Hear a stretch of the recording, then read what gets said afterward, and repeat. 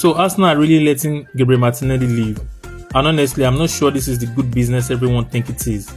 Look at this guy. The pace, the goals, the energy, the moment he's given us now. Yes, Martinelli has struggled for consistency. Yes, he has lost his place. And yes, if Arsenal are getting over £50 million for him, you can understand the decision. But here's my problem. Martinelli is only 25. What happens when he leaves Arsenal and gets regular football, finds his confidence again, and starts scoring 15-20 goals a season? Are we going to look back and say Arsenal sold him too soon? Because remember, players don't suddenly become bad because they stop working in one system.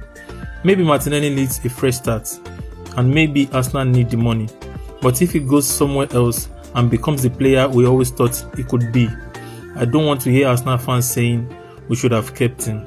So tell me, would you sell Martinelli or keep him? Arsenal fans, let's have a chat.